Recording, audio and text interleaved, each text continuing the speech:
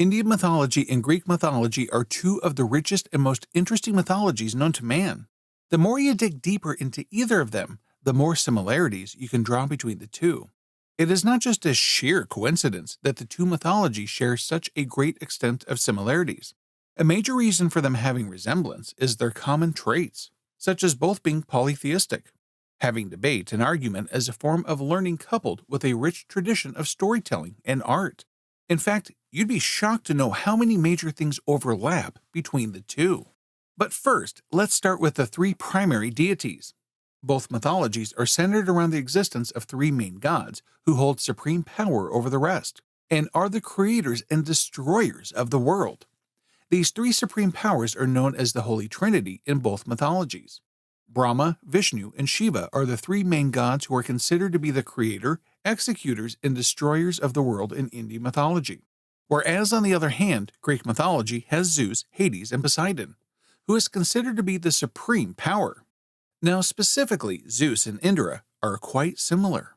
In both mythologies, the king of gods, i.e. Zeus and Indra, share uncanny similarities. Not only are they the king of gods in their respective mythologies, but they also have almost similar weapons. Indra is the god of rain and has Vajrayudha, which is known to be a thunderbolt, while Zeus is depicted in art holding a streak of lightning in his fist. Thus, both gods have weapons that revolve around thunder and lightning. Another similarity between the two gods is their love for women. Both the gods are said to have an elaborate list of lovers whom they seduce after becoming their husbands.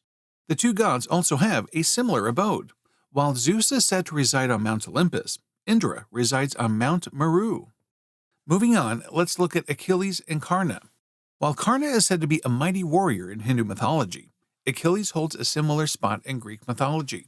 One of the most striking similarities between the two is their armor. Their impenetrable armor made them invincible in the most skilled warriors in their respective epics. As shown in their respective epics, both of them are considered to be at a lesser divine rank or as demigods, and were requested by their mothers to not participate in the war before it started. Another striking similarity between the two is that the death of both of these demigods, i.e. the death of Karna and Achilles, slowly led to the end of the wars they were battling. Next, the Trojan War and the Lanka Yudh. A major similarity between the two mythologies is the reason for which two of the most epic wars ever took place. Both the Trojan War and the Lanka Yudh in Ramayana were fought for a woman, while the Lanka Yudh occurred between Rama and Ravana's army so as to bring back Sita from Ravana's abduction. The Trojan War happened because Helen fell in love with Paris and decided to elope, thus leading to a war. Another similarity between the two wars was that both of these epics end on a tragic note despite the wars being won by the victors. A general concept followed by the Indian mythological stories is that of a happy ending, and thus the ending of Ramayana being a tragic one makes one wonder if Ramayana has been inspired by the Trojan War. The two mythologies join lines even for their god of love. Both Kamdeva in Hindu mythology and Cupid in Greek mythology shoot arrows from their bows into people's hearts to make them fall in love. And in both mythologies, they never reveal the mysterious substance they dip their arrows in to make people swoon over their significant other. Next, similarities between Saptarishis and the Seven Sisters.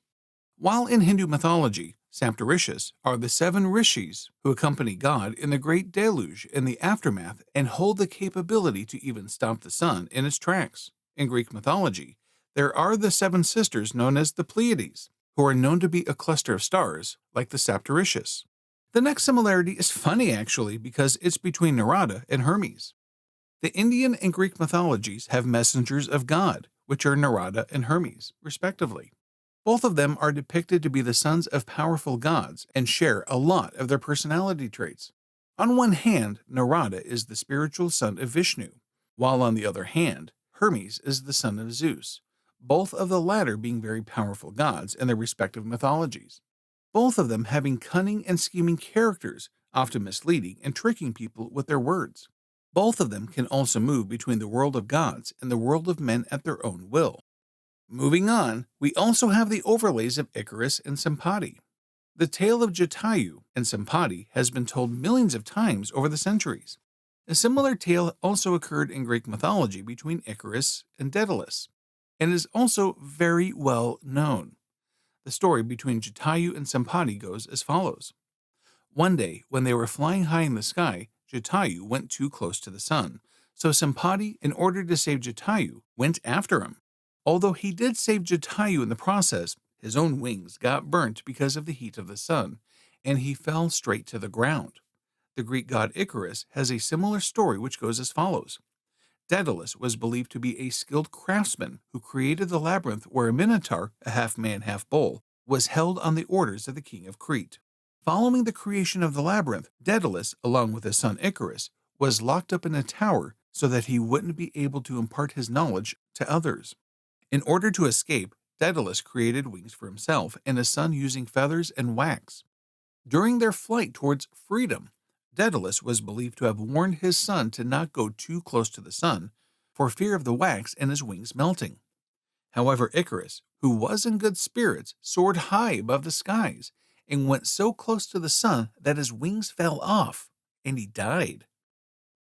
Another similarity is how the goddess of water sires the foremost hero of the age. Achilles and Bhishma also have similar stories in their respective mythologies. Both of them were mighty warriors who lost their lives in war.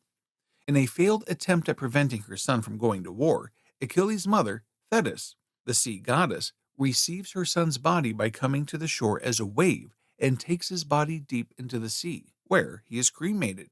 Similarly, the Mahabharata, Ganga, the river goddess, receives her son Bhishma's remains in the water and goes on to cremate it. In both epics, the most valiant and powerful hero of the age is sired by a goddess of water. And lastly, for the most controversial similarity, we have Shiva and Dionysus. Lord Shiva of Indian mythology and Dionysus of Greek mythology are often considered to be similar because they're associated with madness and intoxication, which can both create and destroy. Son of Zeus and Semele, Dionysus is considered in Greek mythology to be the god of fertility and wine.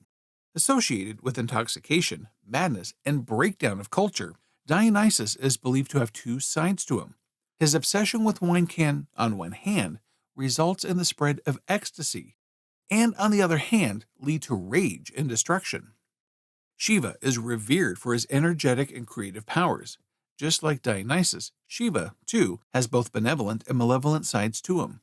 As an ascetic who dwells in Mount Kailash with his wife Parvati, Shiva is celebrated for ideals of domesticity.